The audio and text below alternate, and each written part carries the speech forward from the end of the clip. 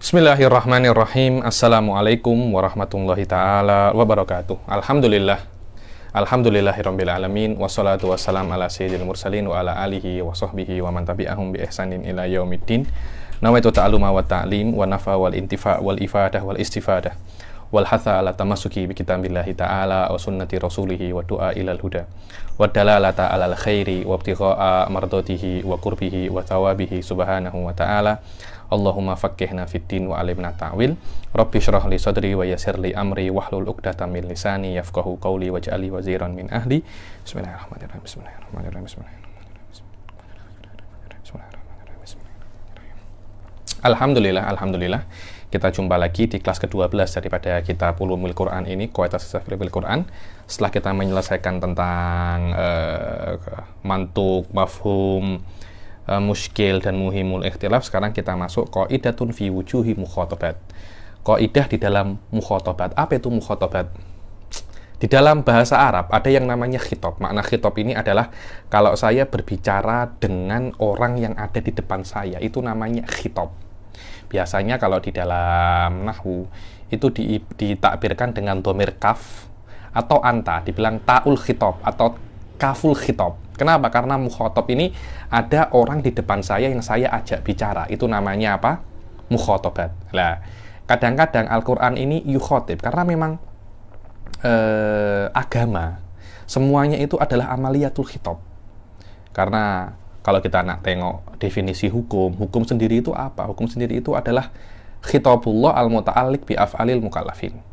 Maknanya agama Islam itu semuanya adalah proses untuk cakap, proses untuk diskusi, proses untuk khitab antara Allah Subhanahu wa taala dan makhluknya. Karena itu kita direkomendkan oleh Allah itu untuk saling berbicara, untuk saling cakap. Kenapa? Dengan itulah agama itu boleh tersampaikan kepada orang-orang lah. Selama yang namanya agama yang melewati Al-Quran dan hadis semuanya itu adalah amaliyatul khitab, proses untuk khitab, proses untuk berbicara, proses untuk cakap, bahkan ada perdebatan kan di dalam perdebatan itu, karena perdebatan adalah nau'un, macam daripada khitab.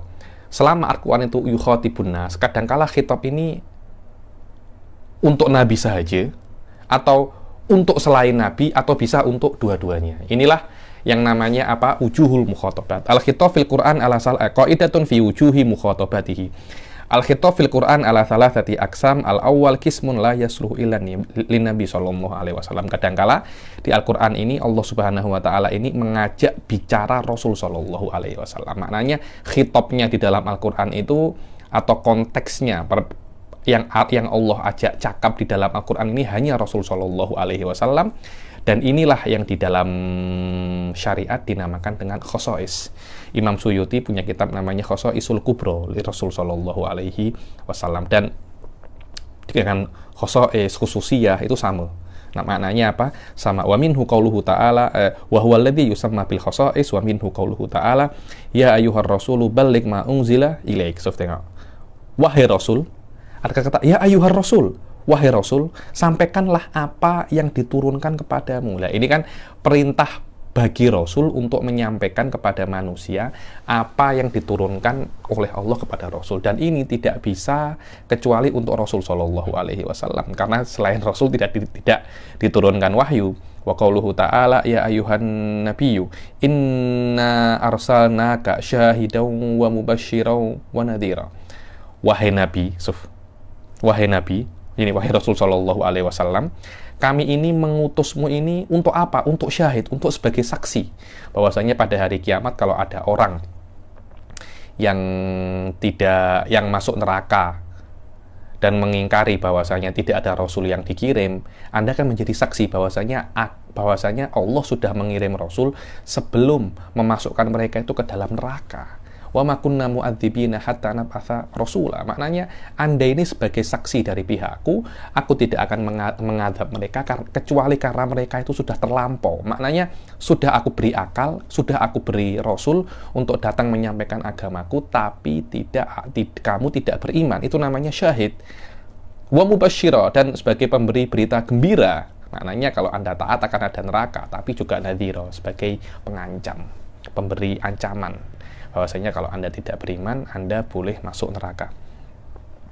Wa minhu ayatul ahzab al-mabdu'ah biqaulihi ta'ala ya ayyuhan nabiyyu inna ahlalna laka azwajak al-ayah wa fi akhiri yaqulu subhanahu wa ta'ala wa mar'atan mu'minatan in wahabat nafsaha lin nabi in aradan nabiyyu ayyastankihaha khalisatan laka min dunil mu'minin. Ini begitu pula ada beberapa ayat, di antaranya di suratul Ahzab, yang mana di dalam ayat itu Allah Subhanahu wa taala itu memberi khususnya kepada Rasul sallallahu alaihi wasallam bahwasanya diperbolehkan Rasul itu untuk menerima hibah wanita dengan dirinya. Maka bila-bila perempuan itu datang kepada Rasul sallallahu alaihi wasallam, "Ya Rasulullah, ini wahab laka nafsi." Nah, ini khas untuk Rasul saja.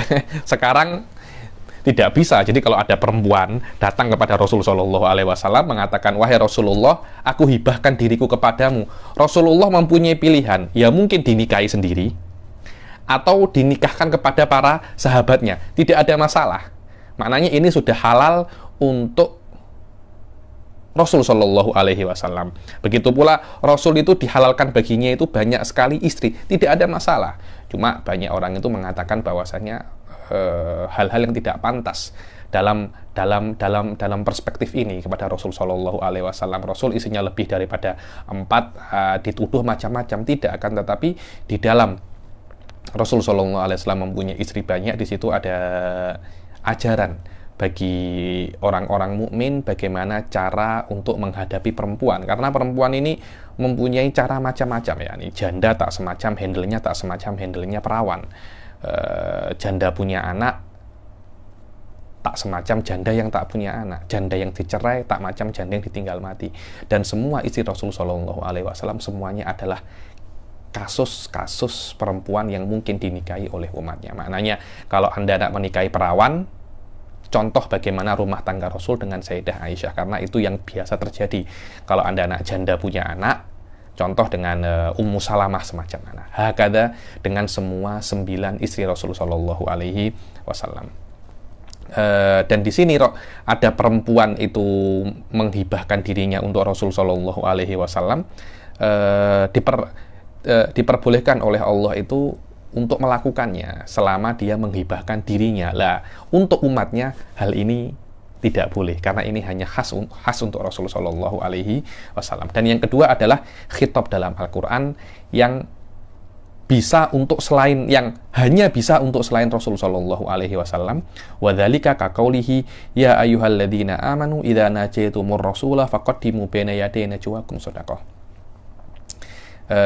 Ini seperti ayat apa? Wahai orang-orang yang beriman, jika kalian itu nak borak bersama Rasul sallallahu alaihi wasallam, munajah ini berbicara secara private. Kalau orang-orang Indonesia cakapnya berbicara 4 mata. Kalau Anda nak berbicara 4 mata dengan Rasul sallallahu alaihi wasallam, maka sebelum Anda berbicara itu bersedekahlah.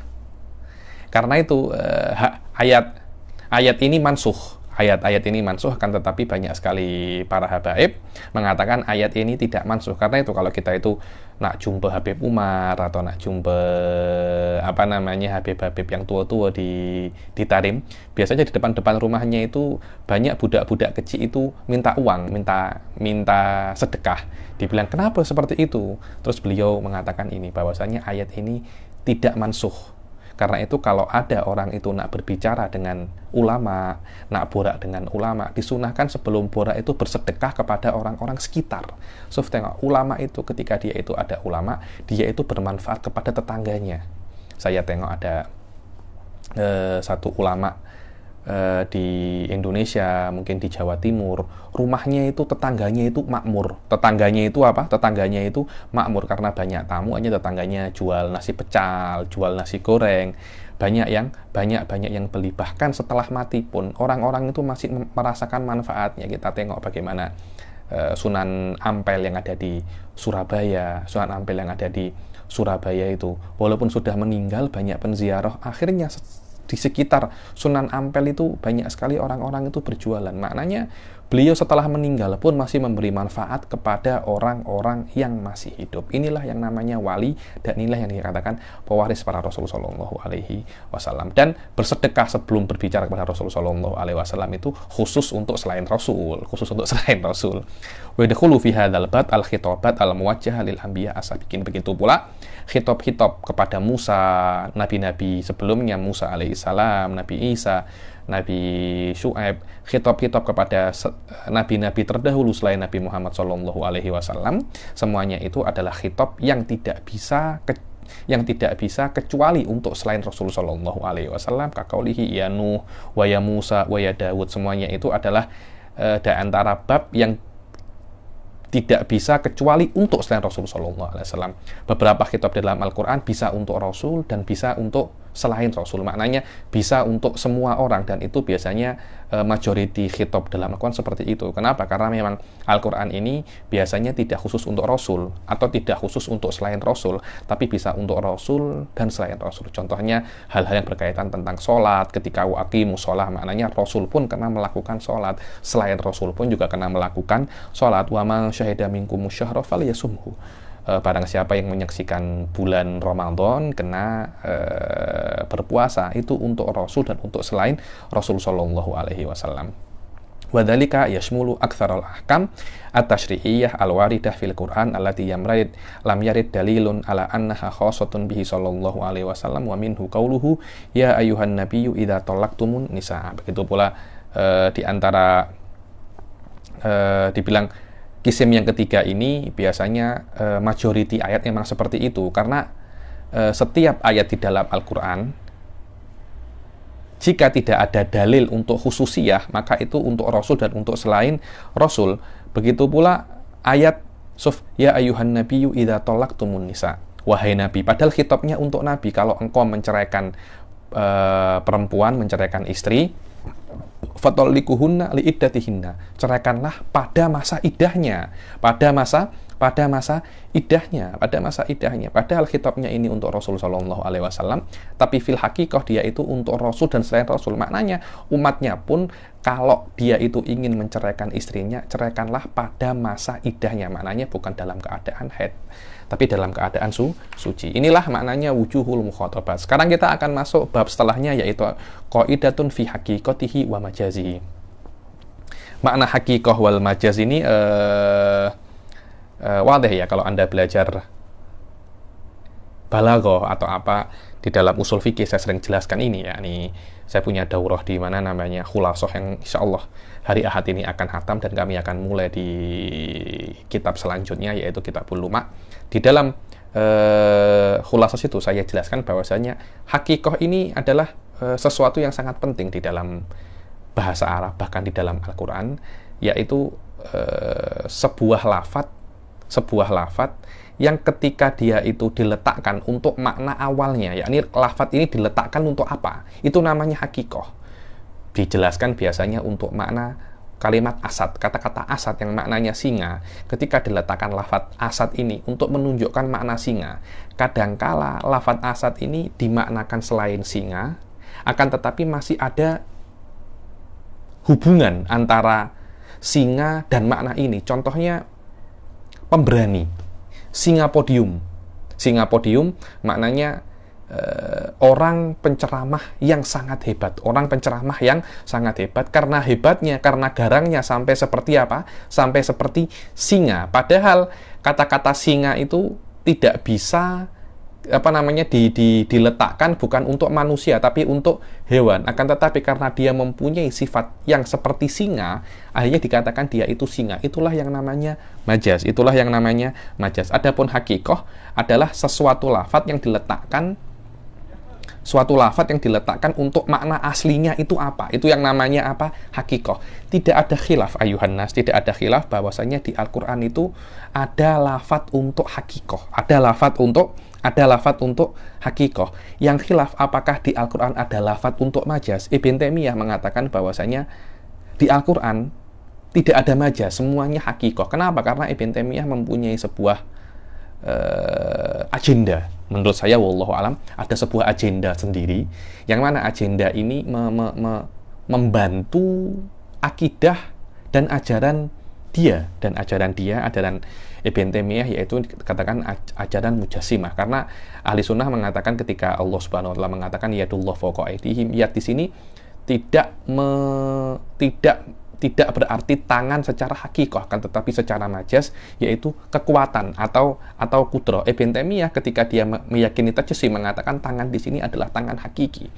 Cuma tangannya Allah tak macam tangannya kita, tapi Allah itu punya tangan. Kenapa? Karena dari awal Ibn Taimiyah itu mujassim. Inilah beberapa khilaf di dalam majas. Di dalam hakikah tidak ada yang namanya apa? Tidak ada yang namanya khilaf di dalam hakikah, bahwasanya di Al-Qur'an itu ada hakikah. Khilafnya apakah di Al-Qur'an itu ada majas. Anda kena paham bahwasanya lafadz itu boleh hakikah, boleh majas. Ada beberapa mufassir yang lain itu mungkin mentafsirkan Al-Qur'an itu semau dia. Sekiranya lafadz ini tidak ada hubungan dengan makna yang dia inginkan, hanya berdasarkan keinginannya saja. Inilah yang dinamakan semacam tafsir yang tidak benar, atau mungkin lebih dikenal dengan nama tafsir batini. Ada semacam makna yang dia fahami dari lafadz, apakah makna yang dia inginkan daripada lafadz, tidak ada kena-mengena dengan lafadz tersebut. Contohnya ketika dia menafsirkan singa, ketika ada lafadz asad atau koswaroh, dia mungkin tafsirkan ini adalah Sayyidina Abu Bakar. Atau mungkin Anda kalau tengok tafsir Syiah itu banyak sekali. Nahnu awliya'ukum, nahnu ini adalah Sayyidina Ali. Itu adalah unsur-unsur daripada tafsir yang tidak benar. Wallahu a'lam. At-ta'ammuk, kita memperdalam di dalam masalah hakikoh dan majas ini, saya kira adalah unsur yang sangat penting untuk menolak tafsir-tafsir yang tidak benar. Kenapa? Karena karena memahami hakikoh dan majas ini adalah inti daripada bahasa Arab, yang mana Al-Qur'an ini diturunkan di dalam bahasa Arab, dan memahami hakikoh dan majas dan grammatical bahasa Arab seperti hakikoh dan majas ini adalah cara yang tidak asing untuk memahami Al-Qur'an. Karena nanti akan ada beberapa orang memahami Al-Qur'an dengan cara yang asing daripada bahasa Arab. Ada memahami Al-Qur'an dengan cara hermeneutika, dengan cara banyak sekali. Akhirnya cara-cara yang asing daripada bahasa Arab, cara-cara yang asing daripada syariah digunakan untuk memahami Al-Qur'an. Akhirnya melahirkan banyak sekali keanehan-keanehan. Kenapa? Karena memang caranya dari awal sudah aneh. Ketika cara dari awal itu sudah aneh, akhirnya melahirkan hasil yang aneh. Karena itu kalau Anda baca babul ijtihad di dalam usul fikih, untuk memahami Al-Qur'an, Anda untuk berijtihad, Anda kena memahami Al-Qur'an dengan cara-cara yang diiktiraf oleh syariat. Dan cara-cara yang diiktiraf oleh syariat adalah ini memahami bahasa Arab. Jangan Anda bawa cara-cara yang tidak diiktiraf. Dan biasanya cara-cara yang diiktiraf oleh syariat ada unsur tort wal akes. Dia itu mundobit, bisa dipertanggungjawabkan dengan qawaid ilmiah. Dan qawaid dan cara ini selain dia bisa dipertanggungjawabkan, dia itu juga iktiraf dan tidak asing daripada Al-Qur'an. Selama ada dua kaidah ini, maka biasanya hasil daripada cara ini itu biasanya tidak jauh daripada kata ulama. Tapi kalau sudah Anda menggunakan cara-cara yang asing daripada Al-Qur'an, jelas nanti hasilnya akan macam-macam. Wallahu a'lam. Qaidatun fi haqiqatihi wa majazihi la khilafa fi wuqu'il haqa'iq fil Qur'an. Wal haqiqah hiya lafdul musta'mal fima wudi'alahu ibtida'an wa tahqiq annaha mastumila fi mastuliha alaihi minal jama'atil mukhatibah. Dibilang haqiqah, tidak ada khilaf di dalam Al-Qur'an itu bahwasanya ada yang namanya haqiqah. Terus haqiqah itu apa sih? Haqiqah adalah lafadz yang dia itu musta'mal fima wudi'alahu ibtida'an, adalah lafadz yang dipakai untuk makna pertama kali lafadz itu diletakkan untuknya, itu namanya wada. Maknanya lafadz asad diletakkan untuk makna singa, itu namanya wada. Wada itu adalah takhsisul lafadz untuk makna. Mengkhususkan lafadz asad untuk makna singa itu namanya wada. Lah, Anda memakai lafadz asad untuk makna singa itu namanya haqiqah. Akan tetapi katanya Sayyid Muhammad, tahqiq secara tahqiq pendapat yang paling kuat bahwasanya yang namanya hakikoh itu yang dipakai sebagai istilah orang-orang yang berbicara. Kenapa? Karena mereka nanti dengan tarif dan tarif kedua ini akan muncul 3 hakikat, namanya hakikat lugawiyah, hakikat syariah, dan hakikat urfiyah. Kenapa? Karena ketika syari' menggunakan lafaz sholah, walaupun sholah itu secara bahasa diletakkan untuk doa, kan, tetapi syariat Allah Subhanahu wa Ta'ala dan Rasul menggunakan kata sholat untuk menunjukkan gerakan yang setiap hari kita lakukan. Itu namanya hakikoh syariah. Ada lagi namanya hakikoh urfiyah, secara uruf, secara realnya untuk apa kalimat itu dipakai, walaupun sedikit berbeza dengan kalimat yang dipakai secara bahasa, secara bahasa. Menurut pendapat yang pertama, hakikoh hanya satu, hakikoh lugawiyah. Tapi menurut pendapat kedua, hakikoh itu ada 3, lugawiyah, syariah, dan hakikoh lugawiyah, syariah, dan urfiyah. Kan tetapi jumhurul usuliyin mengatakan bahwasanya hakikoh syariah itu majas di dalam bahasa yang diperluas. Majas di dalam bahasa yang diperluas. Insyaallah pembahasan ini mungkin akan saya jelaskan di pertemuan di selain kitab ini yang khusus di dalam membahas masalah hakikoh wal majas, insyaallah. Adapun majas, maka jumhur ulama mengatakan majas itu juga terjadi di dalam Al-Quran, dan wa angkarahu jama'atun, dan sebagian ulama itu mengatakan tidak ada majas di dalam Al-Quran. Kenapa? Karena orang tidak akan menggunakan majas kecuali dia itu sudah tidak bisa untuk menggunakan hakikoh. Majas itu adalah pilihan kedua. Maknanya ketika Anda tidak bisa menggunakan hakikoh, Anda terpaksa menggunakan majas. Maknanya majas ini kekurangan, yakni lidikil hakikoh. Dan dzikil hakikoh ini hanya terhadap orang yang pengetahuannya itu rendah. Dan ini tidak mungkin terjadi bagi Allah Subhanahu wa Ta'ala, karena Allah itu alimun hakim. Tidak ada cerita Allah itu kekurangan kosakata untuk mengungkapkan apa yang Allah inginkan, karena Allah itu alamul ghuyub. Akan tetapi pendapat ini dirot oleh para ulama bahwasanya memakai majas itu bukan pilihan kedua, bukan seperti itu maknanya. Majas ini, atau di dalam bahasa Indonesia dikatakan konotasi.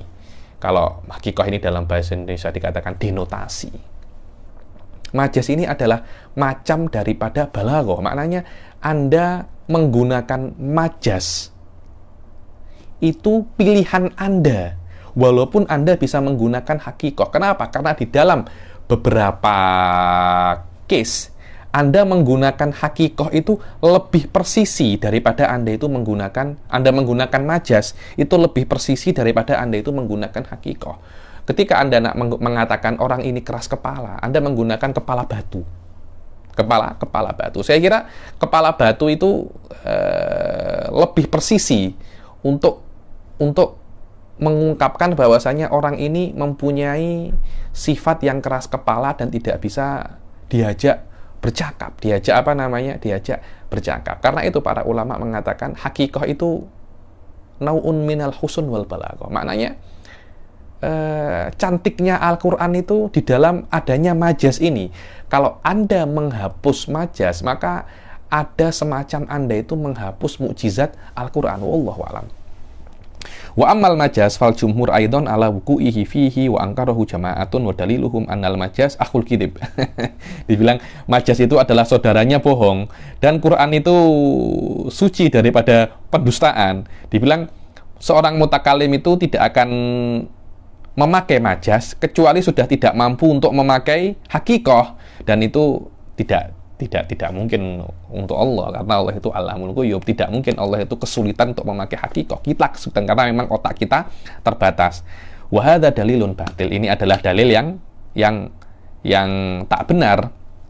Dibilang walau saqatal majas minal Qur'an saqata minhu syatrul husun faqad ittafaqal bulagha ala annal majaza ablagu minal haqiqah walau wajaba khuluwul Qur'an minal majaz wajaba khuluwuhu minal hadaf wa tawqid wa tathniyatul qisas wa ghairuha khuluwuhu minal hadaf wa ta'kid wa tathniyatul qisas wa ghairiha. Dibilang kalau seumpamanya Al-Qur'an itu harus steril daripada majas, maka Al-Quran harus steril daripada hadaf, taukid, tathniyah, maknanya pengulangan, qisas, wa ghairiha wa hadza wa lazim batil fal malzum kadzalik batil, maknanya majas itu ada, majas itu kena ada. Terus aksamul majas, macam kalau memang majas itu ada, terus macamnya majas itu ada berapa? Dibilang al majazu qisman, al awal al majazu fit tarkib wa yusamma majazul isnad wal majazul akli wa ilaqatuhul mulabasah. Dibilang majas itu ada dua. Ini pembahasannya di dalam kutubul balaghah ya, di dalam apa? Di dalam kutubul balaghah. Apa itu majazut tarkib? Majazut tarkib ini Anda kena paham, di dalam fi'il dan fa'il itu ada fi'il dan ada fa'il dan ada nisbah bainahuma. Contohnya saya mengatakan nama Zaidun, nama Zaidun. Nama itu fi'il, Zaidun itu fa'il. Kemudian ada nisbah, ya ini kita menisbatkan tidur kepada Zaid, kepada Zaid. Di sini benar-benar yang melakukan tidur itu adalah Zaid. Tidurnya benar, tidurnya hakikoh, Z-nya hakikoh, nisbah bainahuma juga hakikoh. Kadangkala majas itu terjadi ketika Anda mengatakan namanya di sini, tidurnya di sini majas, Zaidunnya juga majas, kadangkala namanya sendiri majas, fi'ilnya majas, fa'ilnya majas, atau nisbahnya bainahuma itu majas. Bagaimana nisbah bainahuma majas? Yang melakukan tidur itu fil hakikoh bukan Zaid. Nah, itu namanya, kalau yang majas di sini adalah alakohnya, adalah nisbah antara fi'il dan fa'il, dikatakan ini adalah majazun akli. Kenapa? Kenapa majazun akli? Karena nisbah di sini dia tidak tampak. Dia tidak tampak. Yang bisa memahaminya hanya akal. Karena dia tidak tampak, sudah tidak tampak, dia majas pula. Karena itu kan majazun akli. Dan harus ada, terus ilakohnya apa? Ketika ada majas harus ada hubungan. Kalau tidak ada hubungan tidak bisa majas. Apa hubungan di situ? Biasanya mulabasah. Mulabasah ini ada semacam hubungan, ada semacam kedekatan. Kita tengok contoh-contohnya. Wadzalika an yusnadal fi'lu aw shibhuhu ila ghairi ma huwa lahu asolatan limulabasatihi lahu. Bagaimana itu? Bagaimana majazun akli itu? Sebuah fi'il dinisbatkan atau shibhul fi'il kepada yang bukan empunya. Maknanya fa'ilnya fi'il ini bukan fa'il yang dikatakan ini. Bukan fa'il yang di i'rab dia itu fa'il. Kenapa seperti itu? Karena fa'il ini, fa'il majazi ini ada hubungan dengan fa'il hakiki.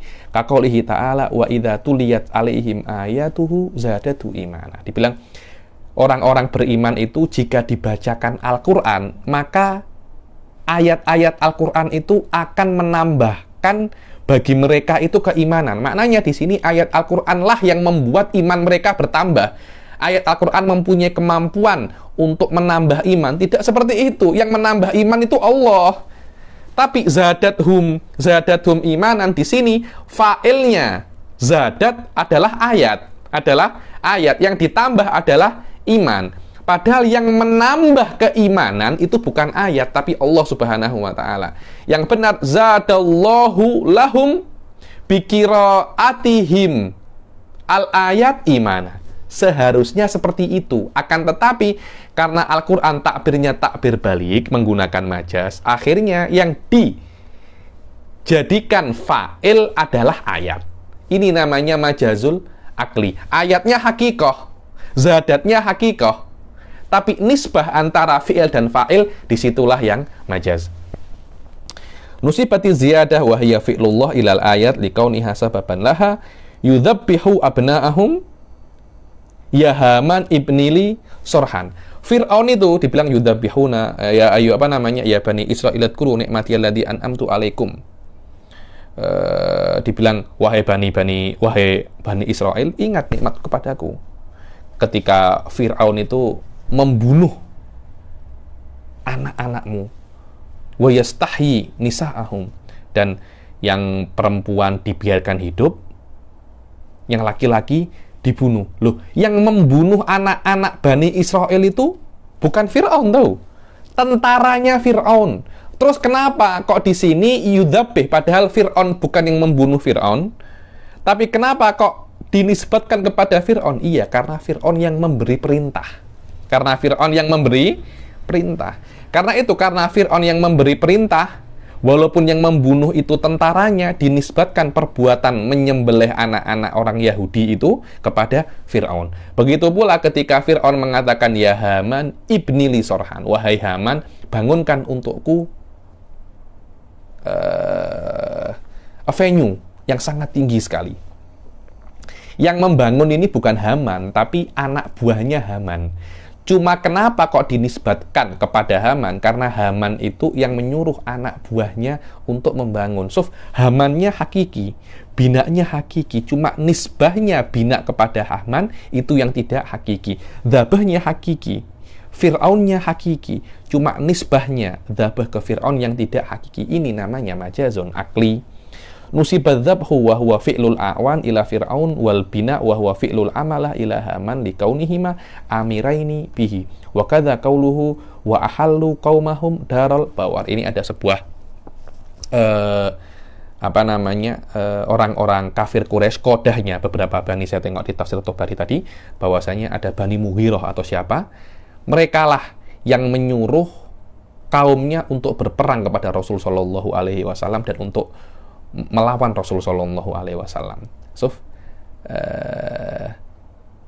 pemimpin-pemimpin kafir ini, mereka ahalu ini maknanya menempatkan kaum mereka neraka. So, yang memasukkan kaum mereka neraka itu bukan pemimpin mereka. Jadi kafir-kafir Quraisy dulu sebelum Rasul sallallahu alaihi wasallam, sebelum mereka itu masuk Islam, sebelum orang-orang kafir masuk Islam, kaum-kaumnya Abu Jahal, kaum-kaumnya Abu Lahab, sebelum mereka itu masuk Islam, mereka itu menuruti perintahnya Abu Lahab dan Abu Jahal. Menuruti perintahnya Abu Lahab dan Abu Jahal. Akhirnya Abu Lahab dan Abu Jahal itu memasukkan mereka ke dalam neraka. Tengok. Kenapa seperti itu? Karena mereka lah sebab kaum-kaumnya, bawah-bawahannya itu untuk bermaksiat kepada Rasul sallallahu alaihi wasallam. Karena mereka sebab maksiatnya kaum-kaum mereka, Allah Subhanahu wa taala mengatakan merekalah yang memasukkan kaumnya kepada neraka, padahal yang memasukkan kaumnya kepada neraka itu adalah Allah Subhanahu wa taala. Musibal ihlal ilaihim litasabbubihim fi kufrihim bi amrihim iyahum bi. Dibilang dinisbatkan ihlal itu menempatkan kepada para pemimpin orang-orang kafir, karena para pemimpinlah yang menyebabkan bawahannya untuk masuk neraka, karena para pemimpin itu menyuruh para bawahannya untuk bermaksiat kepada Rasul, yang menyebabkan itu untuk masuk neraka. Tengok. Ihlalnya hakikoh, fa'ilnya juga hakikoh, cuma nisbatul fi'il ilal fa'il itu yang tidak hakikoh. Wa minhu qauluhu ta'ala yauma yaj'alul wildan syiba. Dibilang hari kiamat adalah hari yang menyebabkan anak-anak kecil itu berubah. Loh, yang menyebabkan anak-anak kecil itu bukan harinya.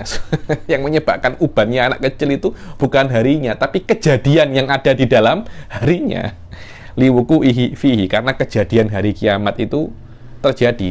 Yaum, hari kiamat itu terjadi pada siang hari, bukan malam hari. Kenapa? Agar jelas. Agar jelas, karena itu dikatakan yaumal kiamah, bukan lailatul kiamah. Liwuqu'ihi fihi aisyatun radiyah ay radin sahibu. Dibilang kehidupan yang merelakan. Yang rela itu bukan kehidupannya, tapi orang yang berkehidupan itu rela dengan kehidupannya. Bukan kehidupannya yang rela, karena kehidupan itu tidak bisa rela. Makanya dinisbatkan radiyah kepada kehidupan, padahal yang rela itu yang mempunyai kehidupan. Ini namanya majazun akli. Radiyahnya hakikoh, isyahnya hakikoh, cuma nisbatur ridho kepada aish majaz. Al-qismu tsani al-majaz fil mufrad. Ini yang sering dibahas, namanya al-majaz al-lughawi wa huwa isti'malul lafadz fi ghairi ma'budi alahu awalan wa anwa'u. Kata dibilang memakai lafadz di bukan tempat aslinya dan macamnya itu banyak, seperti fil hadaf was'alil qaryah. Sebelang was'al ahlal qaryah. Lah ahlal qaryah ini, ahlnya ini dihapus menjadi qaryah sahaja. Yang seharusnya was'al ahlal qaryah, untuk menunjukkan makna ahlal qaryah dihapus menjadi was'alil qaryah untuk lebih balik, agar lebih balaghah. Ini namanya majaz fil hadaf. Majaz ada penghapusan kata. Ada lagi az-ziyadah, ditambah laisa kamitslihi syai'un. Kalau Anda tengok di beberapa tafsir, kaf di sini adalah zaidah. Di beberapa kitab untuk ta'aduban tak cakap zaidah, tapi silah, karena tidak ada ziyadah di dalam Al-Quran. Karena ziyadah itu maknanya, kata-kata zaid maknanya tidak ada makna. Dan tidak ada lafadz di Quran tidak ada makna. Karena kalau tidak ada makna, kenapa ada? Kalau tidak ada maknanya dan tetap ditulis oleh Allah Subhanahu wa Ta'ala, maknanya Allah itu berbuat hal yang sia-sia. Padahal Allah tidak berbuat hal yang sia-sia, alias bebel. Kita yang bebel. Allah tidak bebel. Karena itu, laisa mithluhu syai'un, laisa kamitslihi syai'un, maknanya laisa mithluhu syai'un wa fihi nadhar. Katanya wa fihi nadhar. Kenapa? Karena laisa kamitslihi syai'un bukan maknanya laisa mithluhu syai'un. Kenapa? Karena ini adalah ayat di dalam nafyul mumatsalah, dan nafyul mumatsalah untuk laisa kamitslihi syai'un lebih kuat daripada laisa mithluhu syai'un. Saya jelaskan ini secara detail, ada mungkin 30 menit saya jelaskan. Anda tengok di kelas saya di YouTube, ada di, saya lupa kalau tadi kelihatannya di dalam Qawaidul Aqaid. Itu saya jelaskan apa makna laisa kamitslihi syai'un dan bagaimana laisa kamitslihi syai'un ini dipakai dalil oleh a'immah ahli sunnah wal jamaah untuk menunjukkan bahwasanya ini adalah ablagu syai' li nafyil mumatsalah bainallah wal hawadits. Yang ketiga, contoh daripada majaz mufrad yang ketiga, itlaqu ismil kul alal juzu'. Dibilang semua untuk sebagian. So, tengok, nahwu yaj'aluna asabi'ahum fi adanihim. Orang-orang kafir itu karena terlampau tidak ingin mendengarkan dakwah Nabi, mereka menjadikan semua tangannya itu di kuping, menjadikan semua tangannya di kuping. Padahal tangan tidak bisa masuk kuping, yang bisa masuk kuping ini hanya jari. Bahkan bukan jari, tapi anamil, ruas-ruas jari. Jadi, dikatakan ruas jari dengan tangan untuk menunjukkan bahwasanya memang benar-benar tidak mendengarkan sama sekali dengan cara menutup telinganya, karena terlalu ditutup seakan-akan semua tangannya masuk telinga. Ya ja'aluna asabi'ahum fi adanihim, lebih kuat menunjukkan ketidakingin mendengaran daripada kalau Allah mengungkapkan ya ja'aluna anamilahum fi adanihim. Jelas itu. Jadi ada semacam husun di dalam takbir yaj'aluna asabi'ahum fi adanihim ay anamilahum, wa nuqtatu takbir anha bil asabi' al isyarah ila idkhaliha ala ghairil mu'tad mubalaghatan fil firad. Dibilang terus kenapa ruas jari kok digunakan tangan untuk mengungkapkan bahwasanya mereka itu benar-benar tidak mau mendengarkan dakwah Nabi dan benar-benar lari. Baru Rasul assalamualaikum lari dia, mereka sudah tidak mau mendengarkan. Faka'annahum ja'alul asabi' wa idza ra'aitahum tu'jibuka ajsamuhum ay wujuhahum li'annahum lam yara jumlatahum. Dibilang orang-orang munafik ini kalau engkau tengok tubuh mereka akan buat engkau serono, padahal bukan tubuh mereka, tapi wajah mereka, wajahnya macam khusyuk, masya Allah, tapi dalamnya busuk. Ar-rabi' aksuhu, dibilang itlaqul juzu' alal kul wa yabqa wajhu rabbik, wa yabqa wajhu rabbik. Dibilang wajah ini, padahal wajah ini sebagian daripada ini, kalau tafsirnya Mujassimah ya, artinya Mujassimah. Wajah wallahu a'lam, mungkin di sini digunakan juzu' alal kul ini sedikit kurang elok. Kenapa? Karena Allah la yusafu bil juzu' walal kul. Tapi menurut takbirnya Sayyid Muhammad di sini bahwasanya wajah ini adalah sebagian daripada zat Allah Subhanahu wa taala. Wa qat'an hadza majaz wa hadza majaz. Fawallu wujuhakum syatrah ay dawatakum idil istiqbal yajibu bis sadr. Dibilang ketika Anda sholat di masjid menghadap Baitul Maqdis, langsung menghadap kiblat Ka'bah. Apakah cuma wajahnya? Bukan. Betul-betul sini sholatnya macam ini. Tak, maknanya Anda mengarah semuanya, karena menghadap kiblat itu bukan hanya dengan wajah, tapi dengan semuanya. Karena menghadap kiblat itu dengan ini, bukan dengan wajah, cuma wajah sebagian daripada tubuh. Wujuhun yauma idin na'imah wujuhun yawma idzin khashi'ah amilatun nasibah abara bil wujuh an jami'il ajsad li anna tana'um wan nasab hasilun likulliha likullil wujuh yani likullil ajsad. Dibilang wujuhu yawma idzin naimah, wajah-wajah mereka itu lembut, wajah-wajah mereka itu khusyuk. Dibilang yang khusyuk di sini bukan hanya wajah mereka tapi badan mereka. Karena khusyuk itu terjadi bisa untuk semua bagian tubuh, bukan hanya untuk wajah. Yang kelima adalah tasmiyatu syai' bismi makana alaihi. So, menamakan sesuatu dengan nama yang dahulu, Contohnya wa atul yatama amwalahum. Kalau kita ada anak yatim, kita akan kelola anak yatim ini. So, bukan dititipkan ya. Orang yang membawa uang anak yatim ini dia kena putar bekerja. Kenapa? Karena kalau Anda tidak putar dan perdagangkan uang anak yatim ini, nanti uang ini akan habis karena nanti dia butuh pampers, dia butuh makan. Kita akan ambil uang ini sedikit, lama-lama akan habis. Tapi kalau dibuat kerja, diletakkan di mana nanti dia dapat uang ini tidak akan habis. Selama dia masih yatim, kita masih pegang. Setelah dia tidak yatim, kita memberikan uang balik kepada anak ini setelah dia tidak yatim. Tapi Al-Quran mengatakan wa atul yatama, berikan anak yatim. Iya, dulu anak yatim. Yakni ketika Anda ambil uang ini di dalam keadaan anak yatim, kemudian Anda kelola, Anda jaga, setelah dia tidak yatim, kembalikan. Allah Subhanahu wa Ta'ala mengungkapkan anak yang sudah tidak yatim dengan yatama i'tibaron bimakana alaihi, dengan masa lalu. Ai alladzina kanu yatama, yang dulu itu mereka masih yatim, sekarang sudah tidak yatim, kembalikan uangnya biar dia handle sendiri uangnya. Idla yutma ba'dal bulu, karena setelah balik dia sudah tidak yatim lagi. Fala ta'duluhunna ayyankihna azwajahunna ay alladzi kanu azwajahunna. Dibilang kalau ada seorang wanita bercerai dengan laki-laki, kemudian iddahnya sudah selesai, dia nak balik kepada suaminya yang dulu, engkau walinya, jangan engkau halangi. Maka jangan engkau halangi ketika mereka itu ingin menikahi suami mereka. Loh, macam mana toh? Kalau memang dia itu suami mereka, untuk apa dinikahi? Wong dia sudah, maksudnya iddahnya sudah selesai dan dia sudah bukan suaminya lagi. Dia nak menikahi ex-suaminya, tidak ada masalah. Tapi ex-suami bukan suami. Terus kenapa Allah mengatakan azwajahunna i'tibaron bimakan majazan? Karena ex-suami dulunya adalah apa? Suami, namanya saja ex-suami.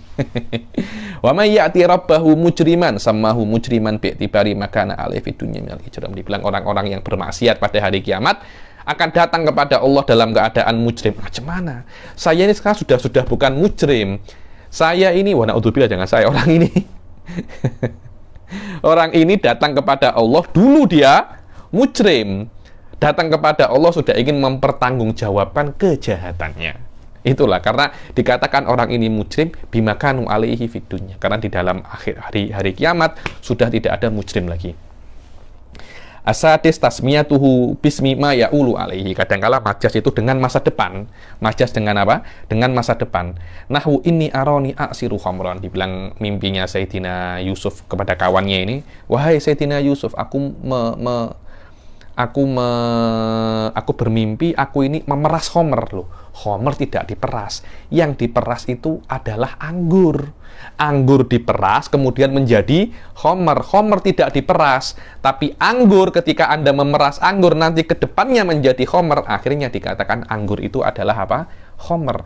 Dengan apa yang akan terjadi terhadap anggur ini masa depan. Dulu saya ketika di Tarim, ada orang itu ketika saya beli di supermarket, ada orang itu cakap dengan saya, ya dokter, dia bilang, ya dokter. Saya bilang, saya ini bukan dokter, saya masih degree lagi. Insya Allah Anda ke depan akan dokter. Karena itu saya cakap Anda ini apa? Ya dokter. Ainaban ya'ulu ilal khamriyah wala yalidu illa fajiran kafara. Orang-orang kafir itu tidak akan melahirkan kecuali orang kafir yang fasik, yang fajir, yang jahat. Loh, orang baby kok kafir fasik? Iya, kedepannya orang ini akan menjadi fajiron kafaro. Aisa'iron ilal kufri wal fujur hatta tangkiha zaujan ghairuh. Dibilang seorang yang sudah ditolak 3 kali, dia tidak akan bisa untuk menikahi istrinya yang sudah ditalak ini, kecuali istrinya itu menikahi laki-laki yang lain. Lah, laki-laki yang lain ini sebelum dinikahi sudah dikatakan suami, padahal dia belum dinikahi. Dibilang bi'tibari ma yasiru ilaihi.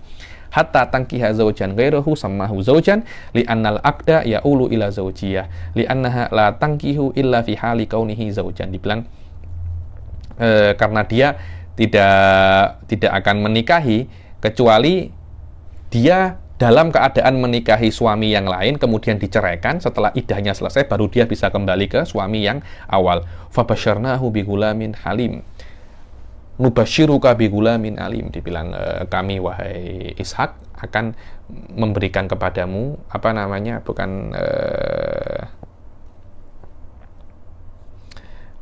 kami akan memberikan kepadamu gulamin halim. Salah seorang nabi kalau tak silap, nabi lupa saya, yang diberi anak gulamin halim. Dibilang gulam ini dia tidak akan menjadi halim kecuali nanti. Tapi dikatakan dia gulamin halim bima yasiru ilaihi wasafahu fi halil bisyarah bima ya'ulu ilaihi minal hilmi wal hilmi asabi itlaqu ismil hal alal mahal. Dibilang itlaq ismil hal alal mahal. Dibilang yang menempati, yang ditempati, diberi nama yang menempati. Nahwu fa fi rahmatillah hum fiha khalidun. Dibilang mereka orang-orang mukmin itu akan kekal di rahmat Allah. Padahal rahmat Allah itu ada di surga. Surga itu adalah tempat rahmatnya Allah. Surga adalah yang menempati. Rahmat Allah adalah surga adalah tempat. Rahmat Allah adalah yang menempati. Surga adalah tempat rahmatnya Allah. Akan tetapi mereka di rahmatnya Allah. Padahal mereka itu di surga. Ini namanya yang menempati, yang ditempati, diberi nama dengan yang menempati. Ai fil jannah li'annaha mahalur rahmah. Bal makrul lail. Makar ini tipu daya pada malam hari. Tipu daya yang ada pada malam hari. Tipu daya yang ada pada malam hari. Makrun fil laili. It yurikahumullah fi manamika ai fi ainika ala qaulil Hasan rahimahullah ta'ala. Yang kedelapan, tasmiyatu syai' bismi alatihi. Menamakan sesuatu dengan nama alatnya. Contohnya apa? Waja'al li lisana sidqin fil akhirin. Thanaan. Dibilang, ya Allah, berikan padaku itu lisan. Lisan itu kan lidah kan.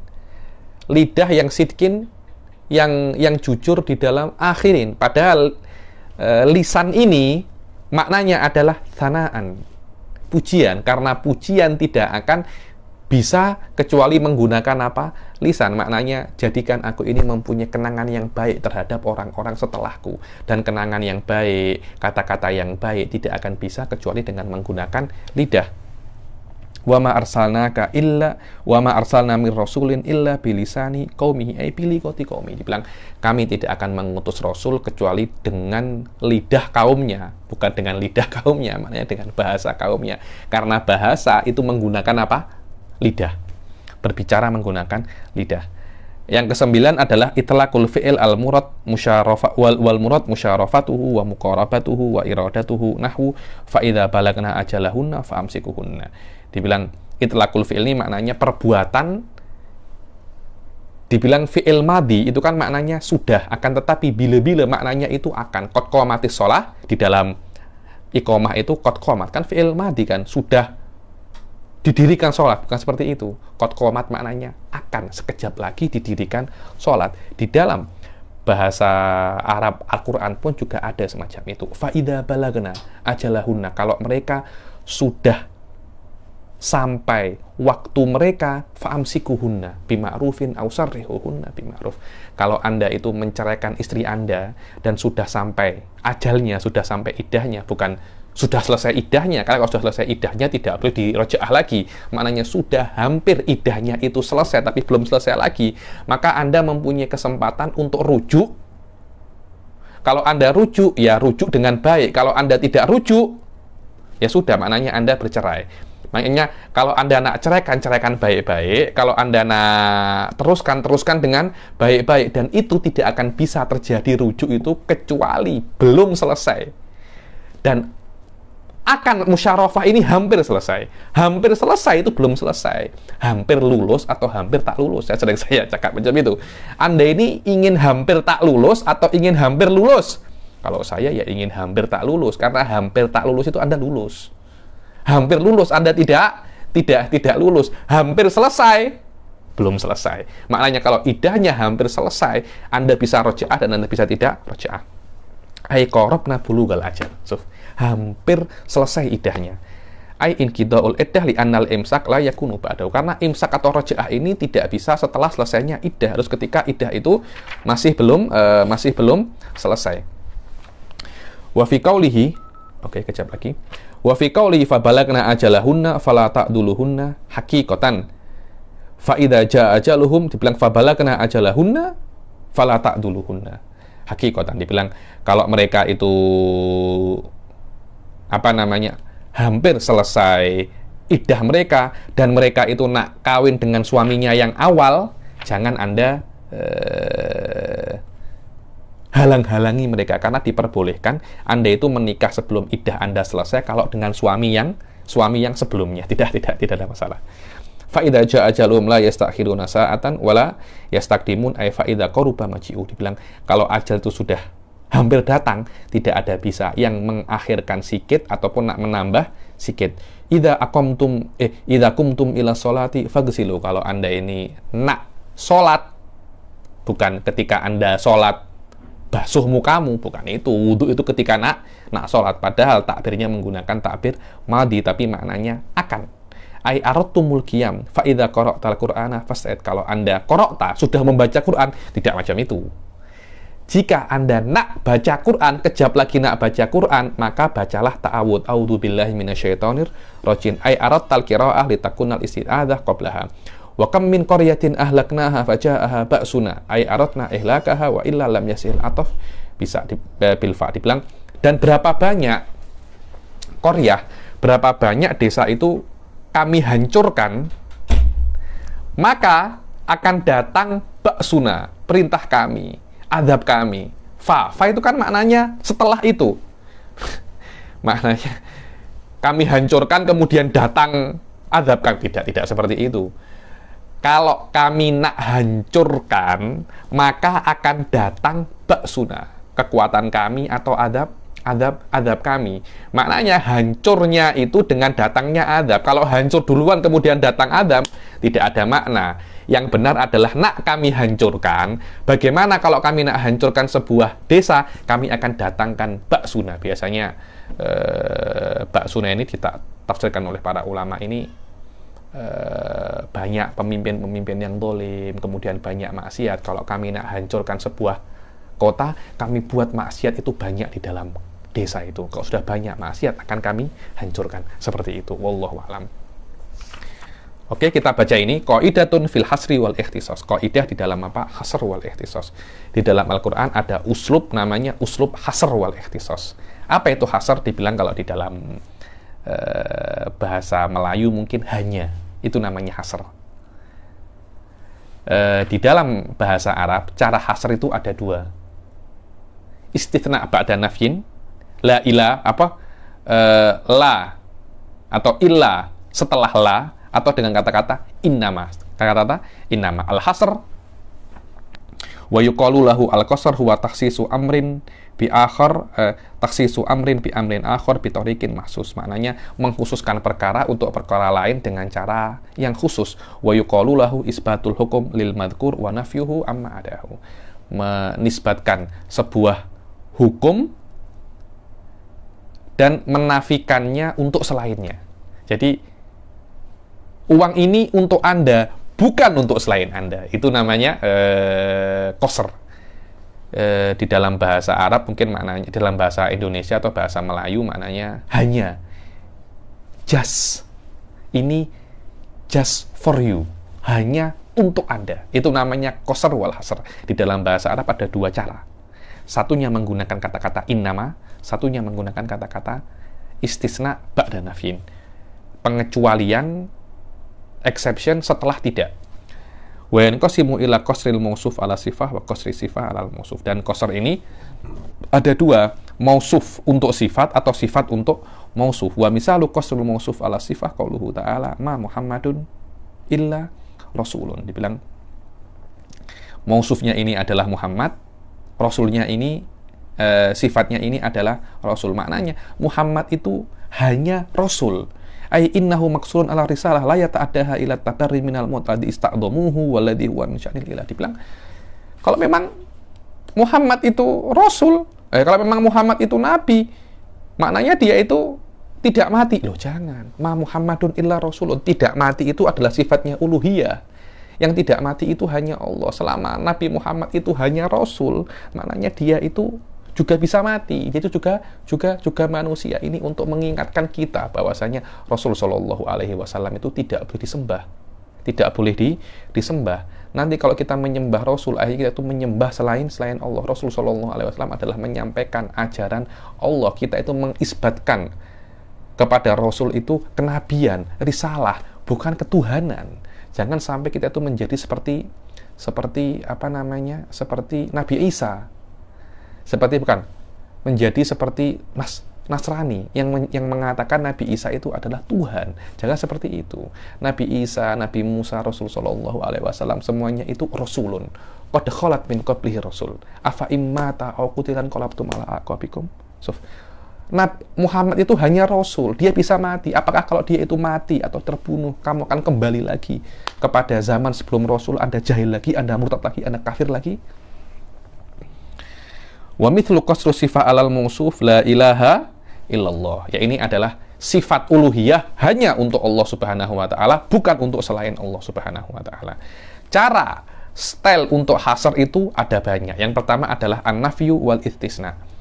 Exception setelah nafi. Sawa'un kana nafyu bila au bima au ghairihima. Dibilang sawa'un nafinya itu dengan ma atau la atau selain ima. Bahkan dengan in pun boleh.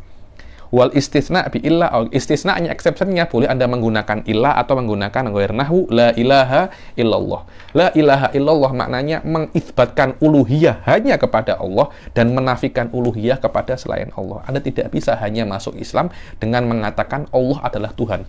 Tidak bisa. Kenapa? Karena sebagian orang meyakini bahwasanya ada Tuhan selain Allah. Dan ketika dia mengatakan Allah itu Tuhan, dia tidak bohong. Karena dia tidak menafikan Tuhan kepada selain Allah. Dia hanya mengatakan bahwasanya Allah itu adalah Tuhan. Orang menyembah Nabi Isa, menyembah Allah, menyembah malaikat Jibril. Ketika dia mengatakan Allah itu Tuhan, mantikian, dia tak dusta. Karena itu dia dikatakan untuk masuk Islam dia harus mengisbatkan Tuhan kepada Allah dan menafikan Tuhan daripada selain Allah. Wa ma min ilahin illallah, tiada Tuhan selain Allah. Atsani innama fal jumhur ala annahu lil hasr. Yang kedua adalah innama. Jumhurul ulama mengatakan kata-kata innama itu untuk hasr. Nahwu qauluhu ta'ala innama harrama alaikumul maitatu wa harrama alaikumul maita wa damma wal khinzir. Sesungguhnya hanya yang diharamkan bagi kalian itu hanya maitah, bangkai, daging babi, dan selainnya. Wa qala innamal ilmu indallah. Ilmu itu hanya untuk Allah, bukan untuk selain Allah. Itsbat wa nafi. Innama ya'tikumullahu biqala innama ya'tikum bihillah. Yang datang itu Allah Subhanahu wa ta'ala. Yang bisa mendatangkan rezeki ini hanya Allah, bukan selainnya. Kejap lagi. Wa tsalis taqdimul ma'mul. Di antara style ikhtisas ini masih mukhtalafihi, taqdimul ma'mul. Maf'ul didahulukan daripada fi'il dan fa'il. Iyyaka na'bud. Seharusnya kan na'buduka. Yang namanya maf'ul itu datang setelah fi'il, fa'il, maf'ul. Tapi ketika maf'ulnya didahulukan, maknanya hanya engkau yang aku sembah. Ai la ghairuk. Yang keempat adalah dhamirul fasl. Dhamirul fasl ini dhamir antara mubtada dan khobar. Qul huwallahu ahad. Ini mungkin ada gaduh-gaduh pasal qul huwallahu ahad akhir-akhir ini. Ahli sunnah mengatakan di dalam tafsir-tafsir dhamirul fasl, katanya Syed Muhammad Al-Maliki, huwa di sini adalah maknanya untuk hasr. Kata-kata huwa maknanya domirul fasal, kul huwallah, hu ahad. Hanya Allah Subhanahu wa ta'ala itu Tuhan. Hanya Allah Subhanahu wa ta'ala kita Tuhan. So, tengok. Wa nahwu fallahu huwal wali. Fallahu huwal wali. Tuhan itu apa? Wali itu hanya Allah. Makna wali itu yang mengurus semua masalah hambanya. Ai la ghairuhu. Wa ulaika humul muflihun. Hanya mereka yang berjaya. Inna hadza lahuwal qasasul haq. Inna hadza lahuwa. Lahuwa maknanya hanya ini qasas yang benar. Domirul fasal atau domirul fasal itu semuanya itu digunakan untuk apa namanya? Digunakan untuk uslubul hasr. Digunakan untuk uslubul hasr. Oke? Sekarang kita akan masuk ke al-ijaz wal itnab.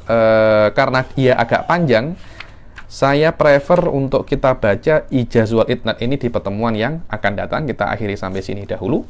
Wabillahi taufiq wal hidayah, waridha wal inayah. Assalamualaikum warahmatullahi taala wabarakatuh.